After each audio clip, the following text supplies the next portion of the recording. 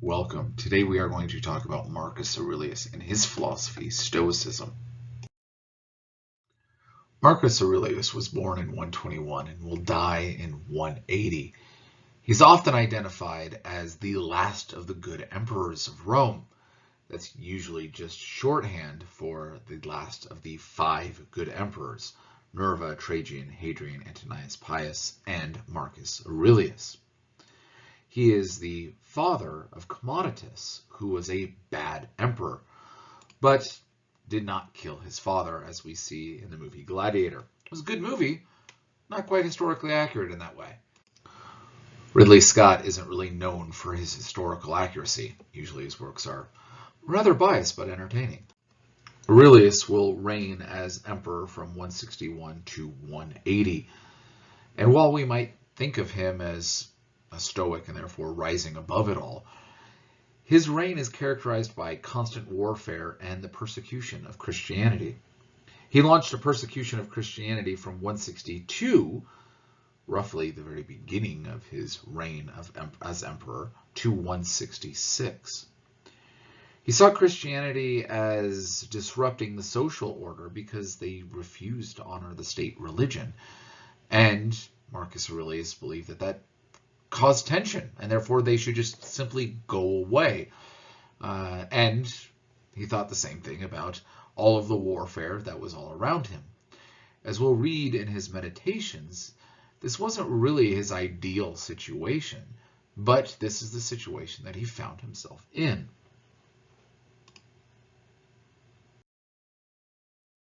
From a very young man, Marcus Aurelius was groomed to be the next emperor. He was well connected to the powers that be, and his family was going to make sure that he moved the right directions to become a skilled politician. His training in philosophy as a young man was in the skills of a politician, oratory and rhetoric, knowing how to speak and how to spin, which is really not that terribly different than the basic skills of politicians today.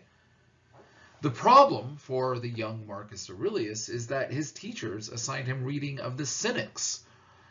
And reading the Cynics, he ended up adopting a cynic approach to life, eating simple and coarse food, having few possessions, and neglect of basic hygiene. As an early teenager, he thrived on being gross and simple, as it were. Most likely, his mother, who was grooming him the best she could to become the next emperor, told him to do more with his life and got him engaged in wider pursuits, and of course got him new teachers. His new teachers were also politically connected, and partly due to their influence, the Emperor Hadrian adopted Aurelius as his son in 136 at the age of 15. So not only is he being brought up in a way that is going to let him become a politician, but as a teenager, he's now connected to the emperor. He is now a legitimate heir to the powers on the throne. Marcus Aurelius, while an heir, was not the appointed successor. This belonged to another man. But Aurelius was betrothed to that person's daughter. So he's by marriage also connected. So as a young man, he should be the following heir. The legitimate heir was also married to Aurelius's aunt. So however this whole thing is supposed to mix out, he was having all of the connections and everything along these lines and should be set up to be the next emperor after Hadrian. The problem is that Hadrian dies too young, and Commodus, the person who is supposed to be Hadrian's heir, also dies too early. Aurelius can't gain the throne at this point, so Antoninus Pius ends up getting the throne.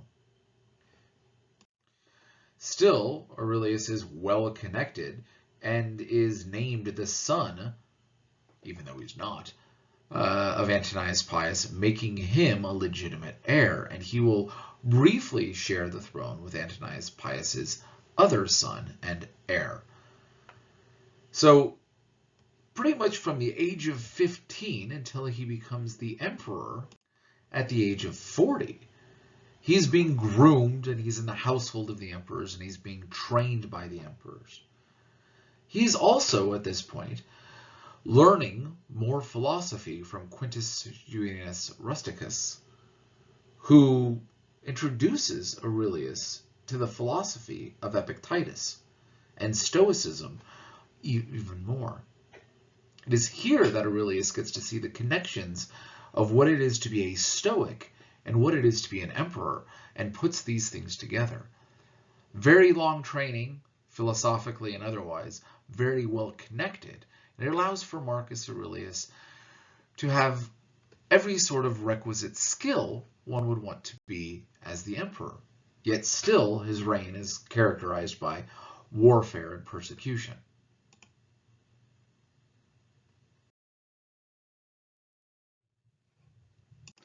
We read and understand more about the inner thoughts of Marcus Aurelius because of the work that he kept, his journal called the Meditations. While many will approach the Meditations as its own work or as a treatise upon Stoicism, it really was his private journal, and it spelled out all of the principles of Stoicism and the conflict that Marcus Aurelius had with it as well. That he was trying to find peace in a world that's constantly making it difficult. And in this work, he argues that everything that happens in life is natural. You decide what to do with it. And we see an elevation of the works here of Epictetus as well.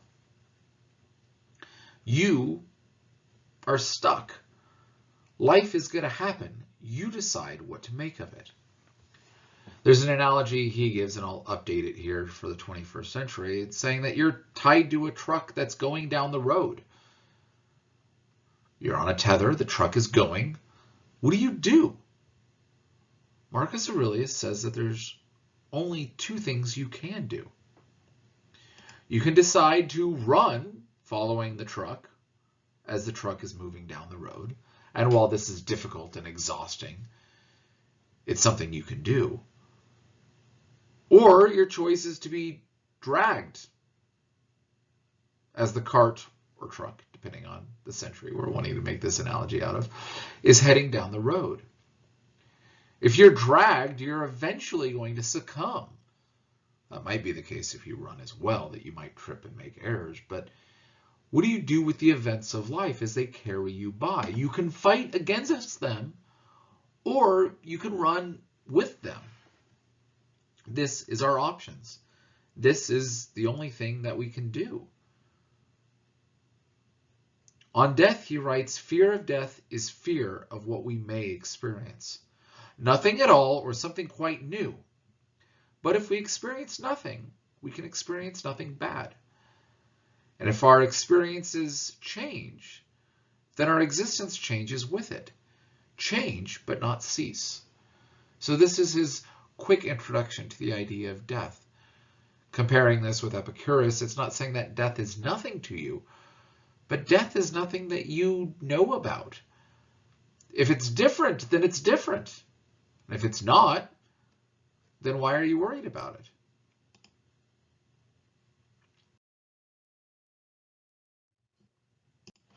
In Book 4 of the Meditations, Marcus Aurelius explains a little bit more about how we are to see and work and relate with the wider world. He says, our inward power, when it obeys nature, reacts to events by accommodating itself to what it faces, or to what is possible. It needs no specific material. It pursues its own aims and circumstances as they allow, and it turns obstacles into fuel. The basic starting point on how we work and relate to nature around us is by looking at the obstacles that we have. And we have a choice. We can imagine the possibilities that exist around us. We can let it destroy us when we hit an obstacle, or we can turn that obstacle into fuel. Many of you may or may not be familiar with the story of WD-40 and why it's called WD-40. It's because it's the 40th version of this formula, water displacement 40th formula. was the full name of WD-40. In 1953, a startup company called Rocket Chemical Company was commissioned with creating a material that will protect the outer skin of the Atlas missile from rust and corrosion. The rather small staff of 3 set out to create a line of rust prevention solvents and degreasers. It took them 40 tries before they came up with something that worked. And now it's a product that is found in 4 out of 5 American households. Officially, it has over 2,000 uses and many unofficial uses that you can go to the WD-40 website and read about, including one account of a man who sprayed it on himself to try to hide the perfume of his girlfriend so that way his other girlfriend wouldn't find out. Not probably the official use, but, you know, hey, there's that distinctive smell to WD-40. Right? There is this idea of turning obstacles into fuel, of knowing that something is possible and continuing to work on that. Now, Marcus Aurelius is not telling you to be deluded. He's not trying to say that you indeed are going to be a star and the rest of the world just needs to accept it. As we saw delusional people, you know, trying out for American Idol and many other singing and other sorts of competitions. This isn't what he's talking about. If you don't have the skills, you should approach the universe as it is, that you don't have the skills. Don't be deluded. But if you know it's possible and you're trying to perfect something, use those obstacles as fuel. It continues that people try to get away from it all, try to escape from reality in many ways, go off to the country, to the beach, to the mountains. You always wish that you can do it too, he says, right? Try to get away from all. He says this is idiotic. You can get away from it anytime you like. You can get away from all of the stresses of the world. Where? He says nowhere you can go is more peaceful, more free of interruptions than going within your soul. Escape in your mind. Retreat from the rest of the world and find solace in yourself. This is the technique that he gives. This is what we read in the meditations, which is essentially him doing this. It's his practice in here. If we do that, we're going to be given the opportunity to renew ourselves. He says, but when we renew ourselves, we need to keep it brief and basic. A quick visit should be enough to ward off all and send you back ready to face what awaits you. What, after all, is there to complain about? People's misbehavior? Then take this into consideration, he says, that rational beings exist for one another. That doing what is right sometimes requires patience. That no one does the wrong thing deliberately. We may disagree with him on that, but this is what he's arguing. And the number of people who have feuded and envied and hated and fought and died and have been buried. In other words, everyone before you has gone through these same sort of troubles. We're all made for relationships with each other, and yet around us is where we're finding fights and complaints. Keep your mouth shut and your mind calm.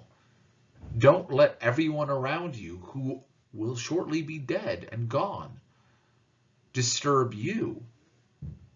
Renew yourself regardless of what they're doing. In this, we need to be straightforward and to move ahead. Look at things, he says, like a man, like a human being, like a citizen, like a mortal. And among the things you turn to, these two, that things have no hold on the soul. They stand there unmoving outside of it. Disturbances only come from within, from your own perceptions. Again, we get this Stoic argument that everything around you is neutral. Nothing is good or bad. It's how you approach it. And that everything you see will soon alter and cease to exist. Again, Think of how many changes you've already seen. The world is nothing but change, and our life is only perception.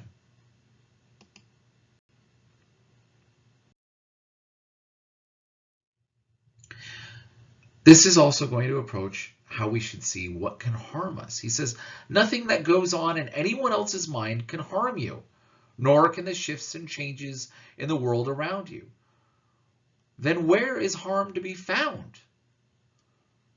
If nothing around you can actually harm you, what can harm you? It is your capacity to see it. Stop doing that, and everything else will be fine. Don't be offended. Choose not to be harmed, and you won't be harmed. Don't feel harmed, and you haven't been. This is his idea on how we should approach the obstacles in our life.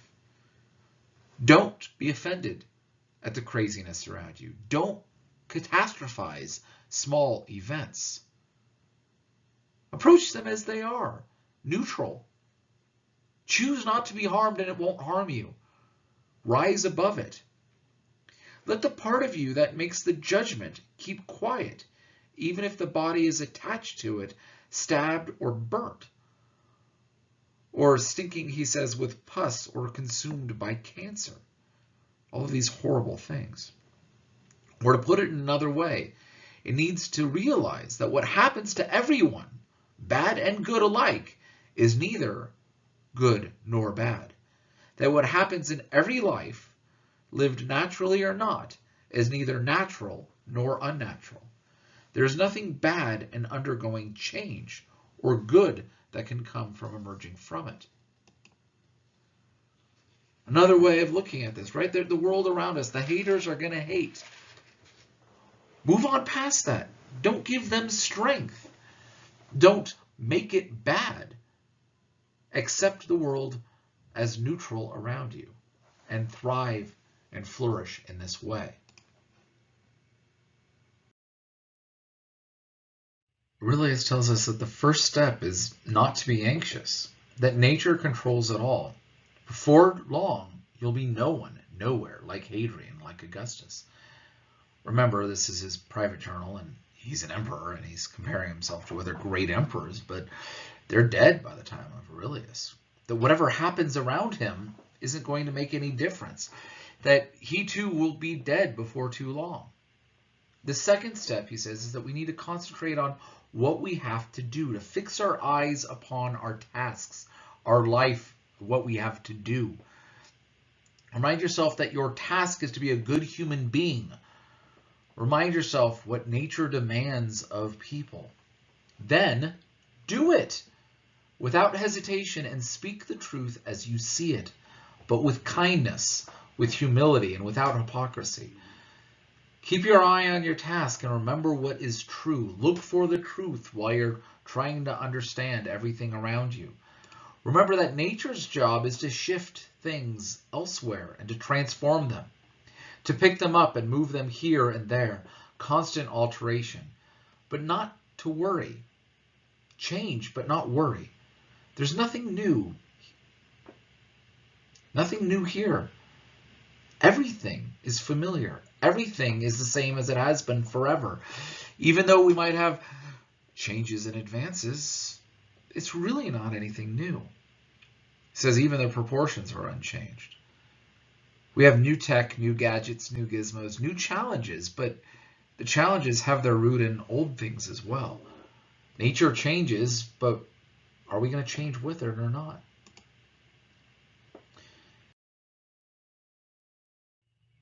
Things fulfill their purposes. You shouldn't be surprised when a fig tree produces figs, nor the world when it produces what it does. A good doctor isn't surprised when his patients have fever, or a helmsman when the wind blows against him. This is what it is. This is what life is. It's figs and wind and fevers. It's things that are natural, that come about.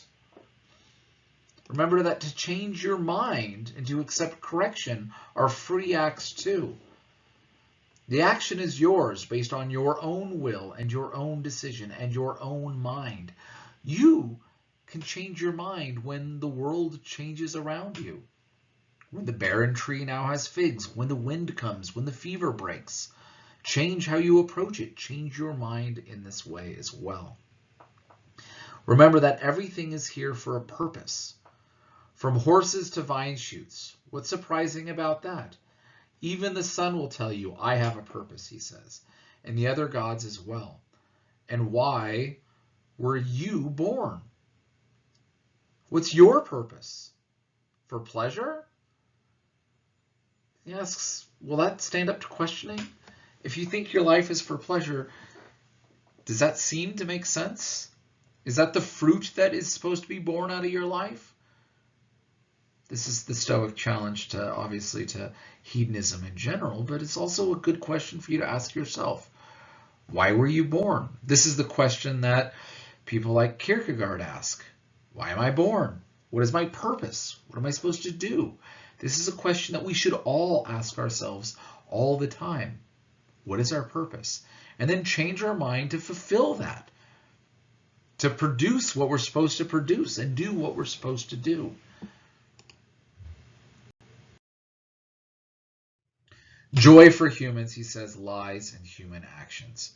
Human actions, kindness to others, contempt for the senses, the interrogation of appearances, observation of nature and the events of nature, right? That this is what our joy is found in.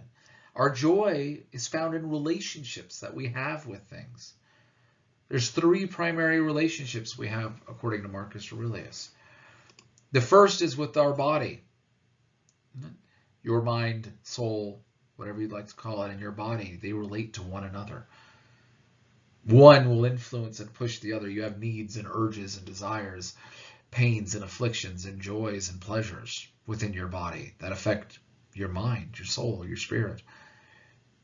Make sure you have a harmonious relationship and they're not always at odds. It's harder said than done, but that's the first step. The second is with the divine, the cause of everything in all.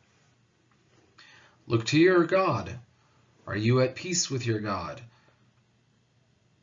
Look at the reasons why you would be or not, according to Marcus Aurelius, right? This is the cause. Is it just a first cause, or is there a return?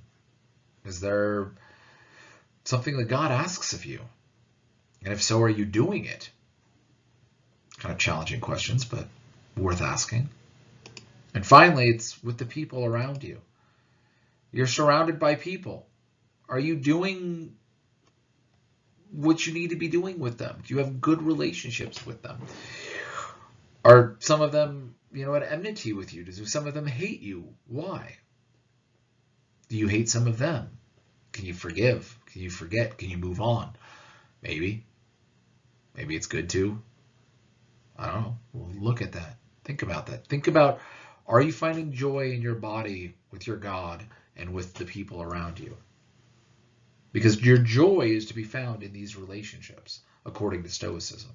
Stoicism is not an ideology of just grim determination of the world's going to, hurt you, and it's a way to keep the stiff upper lip and carry on.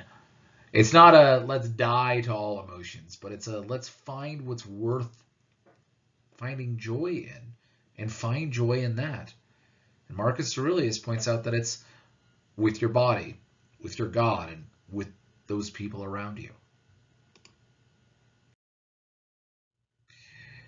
That you are the one who decides these things is also central to Stoicism. It says either pain affects the body, which is the body's problem, or it affects the soul. But the soul can choose not to be affected, preserving its own serenity, its own tranquility. All of our decisions, urges, desires, aversions lie within. No evil can touch them.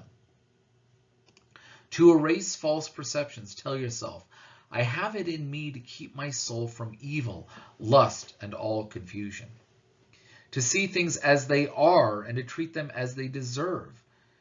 Don't overlook this innate ability that you have. Look at things as they are, which means sometimes look upon the stench of decay. rotting meat in a bag. Look at it clearly if you can. Look at the things that are ugly as well, and know what it is. What makes it ugly? Is the smell putrid, like with rotting citrus, that weird chemically smell? Is it physically just disturbing? Look at it, know what it is, know why it is disturbing. But you're the one who decides it's disturbing. It's just sitting there, that rotting meat in the bag, or that old, orange on the counter. It's there. You decide what you're doing with it. Stop perceiving the pain you imagine, and you will remain completely unaffected. You, your logos, your spirit, your soul, right? And you might reply, I'm not just logos. Fine then. Just don't let the logos be injured. Don't injure your soul because of the body. If anything else is, let it decide that for its own sake. What do we do with issues of remorse then? Why would we be remorseful of things? He says remorse is annoyance at yourself for having passed up something that's to your benefit. But if it's to your benefit, then it must be good. Something a truly good person would be concerned about. But no truly good person would feel remorse for passing up pleasure. So it's not just about what's pleasurable and giving that up, right? So that can't be to your benefit or good. Do you make bad decisions? Fine. You're human. We all make mistakes. Move on.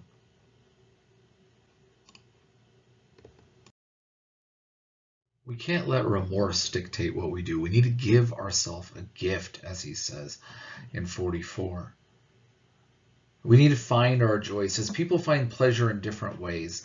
I find it in keeping my mind clear, in not turning away from the people or the things that happen to them, in accepting and welcoming everything I see and treating each thing as it deserves. Take these things around us. Let us take them as gifts. Give yourself also another gift, that of the present moment, right? This is a gift to you, from you. This moment is what you have. This is what you can know. It says, people out of posthumous fame forget that generations to come will be just the same annoying people that they know now. Everyone around you in the future and the past, people are the same. They bother you. They annoy you. They're just as mortal. What does it matter if they say something about you or what they think? If the cucumber is bitter, he says, throw it out. If there are brambles in the path, go around them. That's all you need to know. Take the joy that you can. Take the present of the very moment you're in. That's what you need to do. Don't look to fame as somehow the solution to your mortality either. A few years ago, there was a study asking young people what they wanted to be when they grew up. And the answer was famous. Famous. Not a job, not an occupation. Fame was what they wanted. Aurelius says that people who are excited about posthumous fame forget that the people who remember them will die too. So everyone knows your name. That's great. They're all going to die too. It's going to pass. Fame isn't going to end mortality for you. Fame is also not a worthwhile goal, according to Stoicism. Fame is something that's external, not internal. Fame is something you put on to something else. It's not something you have. Other people look upon you and say, you're famous. You don't have that as a quality. As an example, some of you, if the Pope walked into your home and said, I'm giving you an award for being a fantastic Catholic. You did a great job this year. Keep on going. Some of you, this would be like groundbreaking event. You're letting your parents know, right? This is obviously, you got to call grandparents. This is going to be talked about for decades to come. You're going to hold the little, defender of the faith or whatever certificate he gives you your entire life and pass it down as a valuable family heirloom. Others of you go, I'm not even Catholic. That's odd. Whatever. That was a weird day. And it's not monumental. It's not groundbreaking. It's not anything all that important. It's a funny story maybe, but it's not a, I can barely stand. Right? You make somebody else famous. You give them value. If Billie Eilish or BTS announced a concert on campus, some people would lose it for one or for both, or, right? Freak out. I can't believe it. It's so amazing. Other people wouldn't even walk down to the other end of campus if that's where it was. You go, what is that? Oh, okay. Can they be quiet? I'm trying to study here. This isn't that important to me. Right? You'd treat it no different than you would if REO Speedwagon said that they were going to have a concert on campus, or their comeback tour was going to be held in the middle of the stadium. Like, who? What? I guess I'd see it maybe at the county fair if you're there and I'm there at the same time. You had some hits like back in the day. But you're not going to lose it. Your parents might. Maybe not even them. Right? Fame is something that lasts and then goes away. It's fleeting. It's put on other people. And when those people have moved on, you're no longer famous. That has no other value. It's not anything internal. It's all external. So what is it you should do? If fame is not a solution, how should you move and approach life? You need to be beautiful, not just externally, but you need to make your life beautiful. Beautiful things, he says, of any kind are beautiful in themselves and sufficient to themselves. Praise is extraneous. Fame is extraneous. The object of praise remains what it was, no better and no worse. Beauty is different than fame. Things possess beauty. You want to be beautiful, not famous.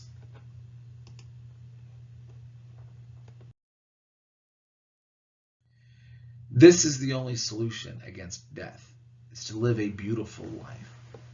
Death, he says, is something like birth. It's a natural mystery. Elements that split and recombine. Not an embarrassing thing, not an offense to reason or our nature.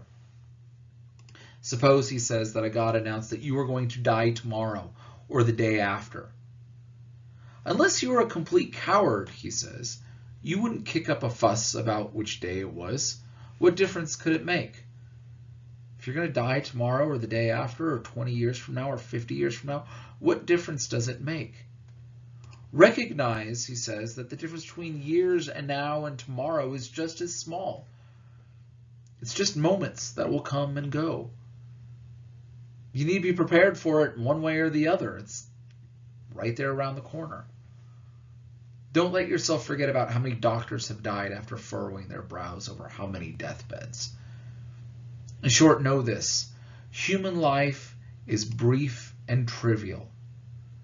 Yesterday, a blob of semen. Tomorrow, embalming fluid and ash. A little bit graphic. It says to pass through this brief life as nature demands. To give it up without complaint.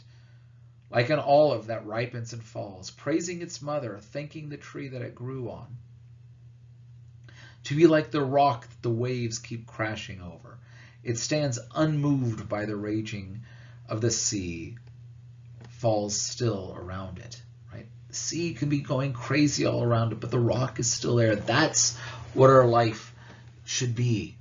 It's brief, it's trivial, but we can do something with it. Our lifetime is so brief, he says, and to live it out in these circumstances among these people in this body, this is what you have, this little bit of time, and I'm this. I can't be more or less or whatever. It says it's nothing to get excited about. Consider the abyss of time past, the infinite future. 3 days of life or 3 generations. What's the difference? Right? That we need not to fear death. It says fear of death is fear of what we may experience. Nothing at all or something quite new. Again, if we experience nothing, we can experience nothing bad. And if our experience changes, then our existence of this change too. Change but not cease. This is, once again, his attitude towards death. Things happen. There's change. Your life is brief and trivial. Accept the change when it happens. Realize that during this life, people exist for one another. That you can instruct or endure them. Right? That we are social creatures. That we need people. That while we will die and our life is trivial and short, that we are also in existence for one another, and that this is the life that we should have. This is the pursuits that we should be engaged in. So this is Marcus Aurelius and his notion of Stoicism. It expands upon earlier notions. I encourage you all to watch the bonus videos I have on that, as well as the skeptical school that grows out of this. But you see here that Stoicism is not just keep a stiff upper lip, have no emotion, but is indeed something broader. It's about how to live a good life in its entirety. It's a system of life. And this is what Marcus Aurelius is advocating for, how to survive while the world around you is chaotic. While you might be important and life might go well, that doesn't mean that it's effortless. And that we also need to remember that wisdom, reason is the guiding principle, and that also exists in relation to other people.